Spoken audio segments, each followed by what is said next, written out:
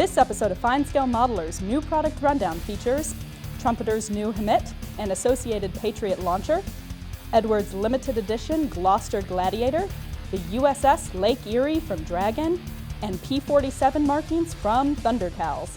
Happy New Year. Welcome to the first new product rundown for 2016. I'm Aaron Skinner. And I'm Elizabeth Nash. The NPRD is FSM's twice-monthly video expose of the latest kits and accessories. And we start this show with a double-barreled tour de force. It's Trumpeter's 1/35th scale M983 HEMTT tractor and the M901 Patriot launcher and its associated AN MPQ-53 radar. Between them, these kits comprise nearly 1,200 parts and should build into an impressive display. Let's start with the HEMTT, or Heavy Expanded Mobility Tactical Truck. These 8-wheeled vehicles served in dozens of different roles within the U.S. Armed Forces, hauling cargo and fuel, fighting fires, recovering disabled vehicles, and more. The M983 tractor, which this kit represents, was designed specifically to tow the Patriot anti-aircraft missile batteries. Trumpeter's detailed kit includes a multi-part chassis. Check out the rivet heads on both sides of the rails. Suspension units with sharply molded leaf springs attached to the rails. The rest of the drivetrain includes differentials, propeller shafts, radiator, and engine. The cab has a dashboard, seats with detailed bases, controls including pedals, and more. The doors on the slide-molded cab can be posed open to show off the interior. The windshield installs from outside, great for painting, but the rest of the windows install from inside. All of the lights are supplied in clear plastic. Vinyl tires with molded Michelin names and other sidewall detail mount to beautiful wheels. Photo etched brass supplies the open grills for the platforms on the back and the radiator. Decals and painting instructions point the way towards two tractors, one in NATO 3-color camo, the other in desert sand. A ton of placards are included for the cab. Now that's a lot of kit by itself, and presumably other versions of the HEMTT will be forthcoming. But this version was designed to tow the M901 Patriot launcher system, which Trumpeter has also kitted. The MIM-104 Patriot anti-aircraft missile has been in operation since the mid-1980s. This kit represents the PAC-2 upgrade designed to intercept incoming missiles and was famously deployed during the 1991 Gulf War against the Iraqi Scuds. Now it contains both the launcher trailer and the associated AN MPQ-53 radar that's used to track targets. The basic trailer components are the same for both, with the bed and frame, outriggers for stability during deployment, wheels, tires, and associated equipment. The launcher features electrical boxes, the base for the missile assembly, the tubes, and even a missile.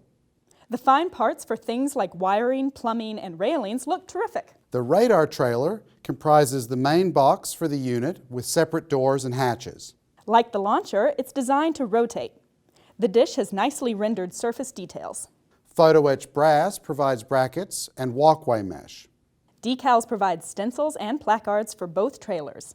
The color instructions show both in 3-color camouflage.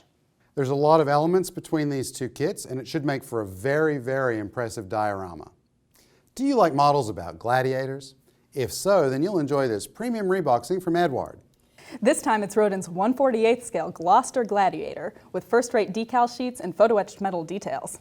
The British-built Gladiator was one of the last frontline biplane fighters. It entered the Royal Air Force service in the late 1930s and served with several air wings in the early days of World War II. More than 740 were built, and its widespread service makes it an attractive subject for modelers. The Eduard kit contains the Rodin plastic parts and makes for excellent detail and options. It includes a well-appointed cockpit with floor, seat, instrument panel, controls, and structural frames. Pre-colored photo-etched provides instruments, seat belts, controls, and some engine parts. The doors can be posed open to show the cockpit.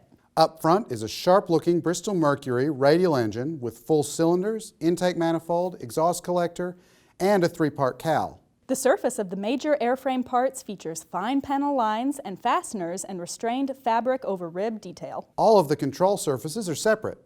Options include 2- and 3-bladed props, Different windshields, skis, Sea Gladiator arrestor hook and dinghy pack. and 4 kinds of intakes. A set of masks makes painting the canopy and wheels a breeze. Rigging instructions are also included. But what really sets the kit apart is the extensive marking choices. The cartograph sheet provides 8 in the box. Options include 2 pre-war British fighters in overall silver, a wartime RAF bird in dark green and dark earth, a Royal Navy Sea Gladiator aboard HMS Eagle in 1940, and a Royal Australian Air Force plane in Libya in 1941. The other 3 markings are for Belgian, Latvian, and Swedish Gladiators. Eduard provides an additional PE set to take the Gladiator to the next level with a floor, doors, seat, and much, much more. This is a great kit full of options and detail. Dragon's had a 1/700 scale Ticonderoga class guided missile cruiser in its catalog for a long time. Our next subject is the latest version of that kit, the USS Lake Erie. Lake Erie and its fellow cruisers provide American fleets with anti-aircraft and anti-ship protection, as well as being a launch platform for the Tomahawk missiles. Molded in gray plastic, the kit can be built either waterline or full hull. A stand is included to display the latter. The upper hull is a single piece with an integral deck. Surface detail is mostly petite raised lines and structural elements. Small parts like the Typhoon launchers, ship's boats, and gun turrets look terrific. The SH-60 Seahawk helicopter features optional folded and extended rotor blades. The superstructure comes in flat panels with raised lines and features. The helicopter hangar can be posed open or closed. A small sprue contains radar domes and guns. Optional photo-etched parts replace the ship's masts and platforms, as well as providing railings. Decals supply deck and hull markings and flags. This is a cool kit of an important American ship. Finally today, we have a bunch of markings for 1/48 scale Thunderbolts from Thundercals. All are for Razorback P-47s in the Pacific Theater. Part 1 features markings for 2 olive drab and neutral gray Thunderbolts, Bouncing Betty from the 19th Fighter Squadron 318th Fighter Group on Saipan in June 1944, and Passionate Patsy from the 310th Fighter Squadron 58th Fighter Group at Sador, New Guinea in 1944. Both have colorful nose art. Part 2 provides markings for 3 more olive drab and neutral gray aircraft. The Witch, flown by Lieutenant Durwood Williams at Wheeler Field, Hawaii in April 1944, Fiery Ginger IV of the 348th Fighter Group at Sador, New Guinea in March 1944, and 8-Ball, flown by Lieutenant Kenneth Blackjack Ellender on Saipan in June 1944.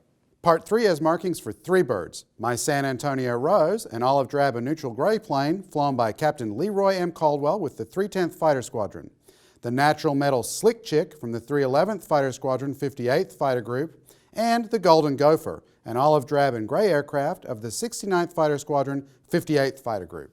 Part 4 includes 5 aircraft, Genia of the so-called Pineapple Air Force in Hawaii in May 1944, Dan Boone and Natural Metal Thunderbolt on Saipan in July 1944, Smoke Pole and Big Squaw, both from the 19th Fighter Squadron 318th Fighter Group on Saipan in 1944, and Cockpit Trouble, a 333rd Fighter Squadron 318th Fighter Group P-47, also on Saipan in June 1944.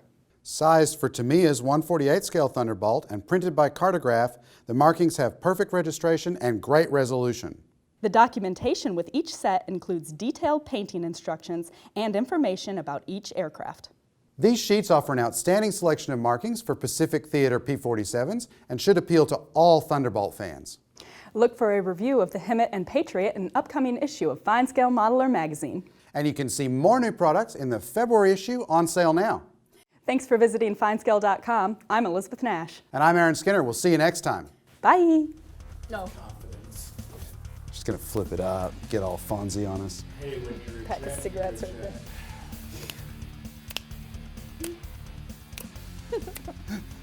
And outtake.